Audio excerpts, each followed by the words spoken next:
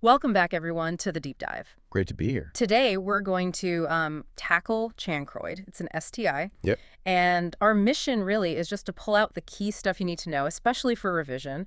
We're using our Chancroid overview and management notes. Exactly. High yield focused. Let's get into it. Okay, so let's start right at the top. Right. What exactly is Chancroid? Define it for us. Sure. So Chancroid is a sexually transmitted infection.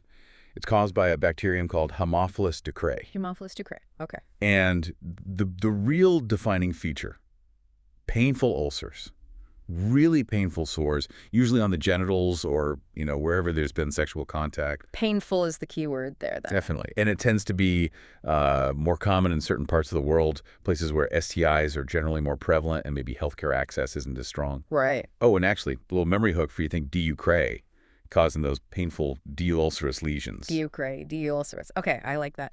So that bacterium, Haemophilus ducreyi, how does it actually spread? Well, it's pretty much what you'd expect through sexual contact. Yeah. Vaginal, anal, even oral sex. Okay. The bacteria basically need a way in, so they enter through tiny, tiny breaks in the skin or mucous membranes during sex. Ah, so little microabrasions we might not even notice. Exactly. And once it's in, it's quite contagious through that sexual activity. Got it.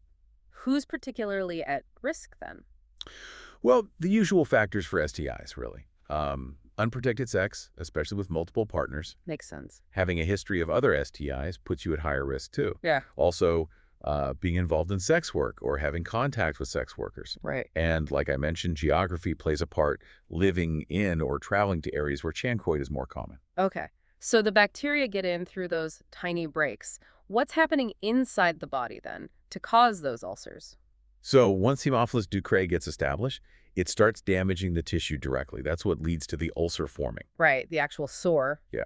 And the body reacts, obviously. You get an inflammatory response, swelling, more ulceration. It's a bit of a vicious cycle locally. Yeah. And these ulcers, they're infectious themselves. Yes, absolutely.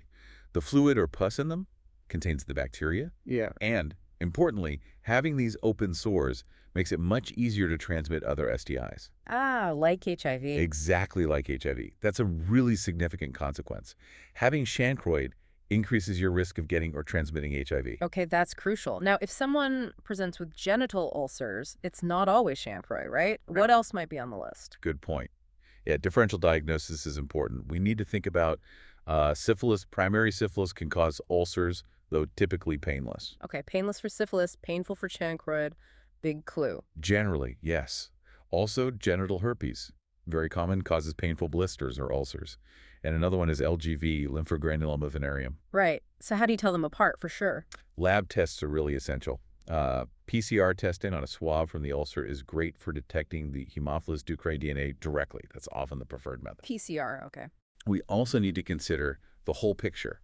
The patient's sexual history, what the ulcers actually look like on examination, and the local epidemiology, what diseases are common in that area. Makes sense. You mentioned geography earlier. How common is it in, say, the UK? It's actually relatively rare here in the UK. It's seen more often in certain regions of Africa, Asia, Latin America, the Caribbean, places sometimes with less robust sexual health infrastructure. Got it. So let's paint a picture of the clinical presentation. What are the absolute classic signs someone might come in with? The number one sign, the hallmark, is one or more painful genital ulcers. Painful again. Yes.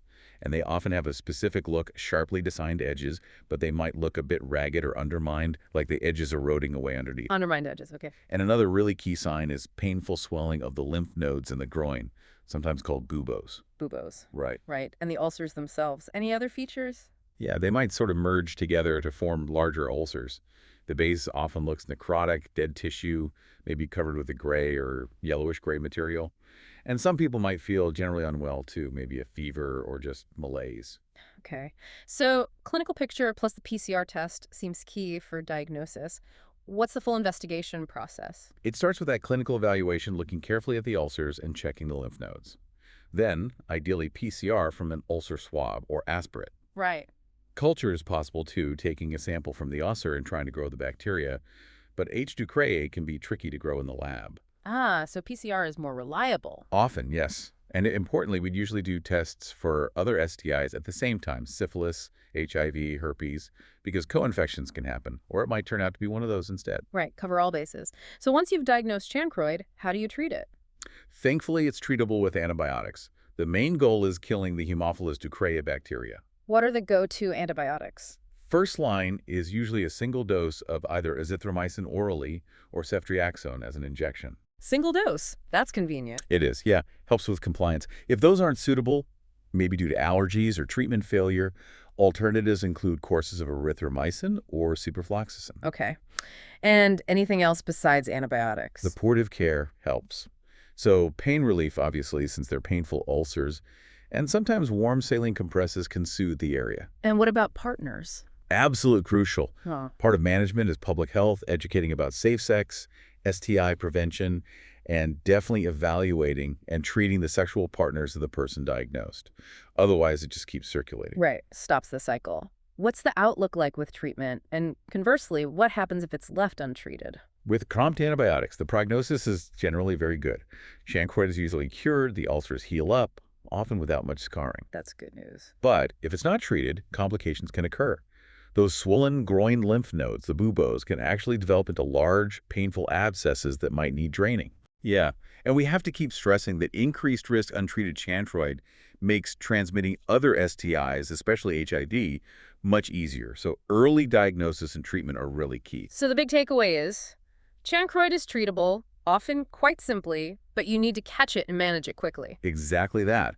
Prompt diagnosis, effective treatment for the individual and their partners, it's vital for their health and for, wider public health too. It really highlights how interconnected these infections are. It does. It underscores the need for comprehensive sexual health approaches, testing, prevention, education, the whole package. Okay, great overview. And just to drum it in one last time, that memory aid. Yep, think ducreyi for the bacteria causing those characteristic D.U.lcerous sores. Perfect. And for everyone listening who wants to dive even deeper or use this for revision, definitely check out pastthemsra.com and our free resources over at freemsra.com. Absolutely. Great resources there. Thanks so much for breaking that down for us. My pleasure.